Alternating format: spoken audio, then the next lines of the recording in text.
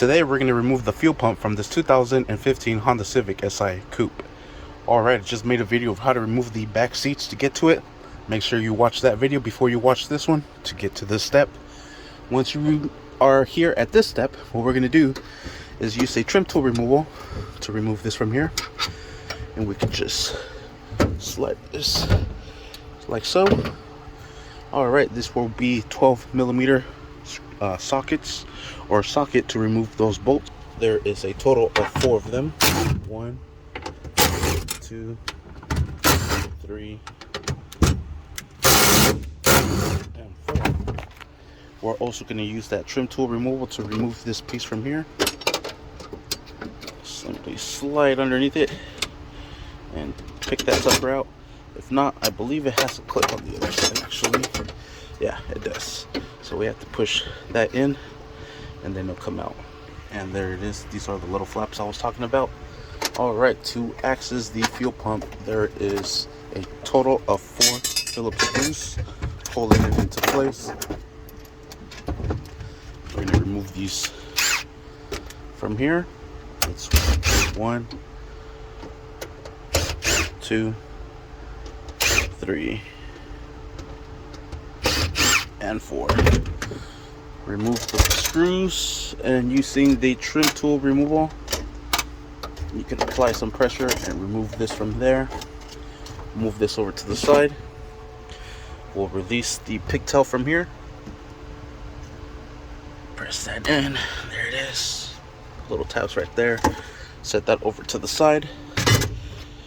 Next, what we're going to do is pinch in these from the outside. This is the gas line. Probably need both hands to get to this, but if you're cool like me, you won't. For this one, it's a little bit harder.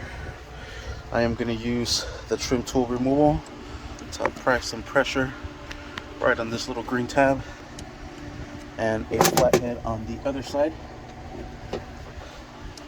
So kind of like so, like that. So I'm gonna need both hands real quick and just push them in and walk it, and you're able to pull this out.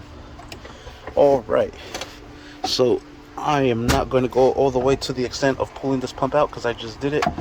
The connector for the fuel send was not working. Fixed it. But all you simply do is you have to beat this shit up hard. So beat it, beat it, beat it, beat it, beat it, so you're able to turn everything. Continue beating it until you're able to get everything off. Make sure this line doesn't get caught. When you put everything back together, well, after you unthread everything, you pull out the fuel pump. You move it over to the side a little bit to get the fuel floater out. And what I did was just dump all the fuel back into the tank. And that's basically it. To install it, there's a little ring in there that you have to sit in there perfectly. This was a hassle, I'm not gonna lie.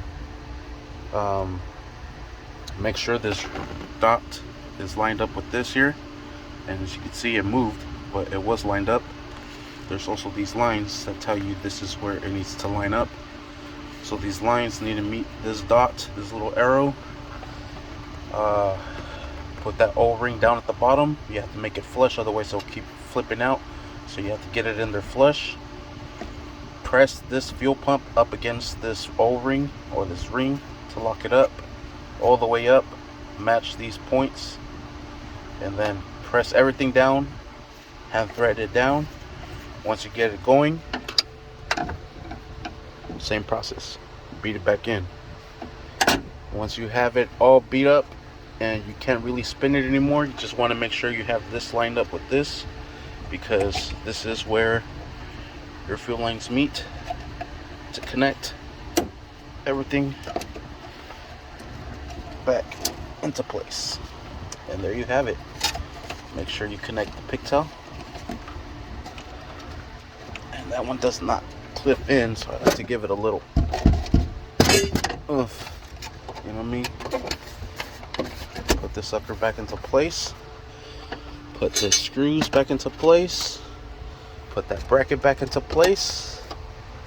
Then put the seats back into place. That's essentially it. just wanted to walk you through real quick. I didn't remove it, but pretty much walk you through how to remove it. And yeah, good luck. Thank you for watching. Please like and subscribe. Fuel gauge is now working. They used to be empty, not anymore.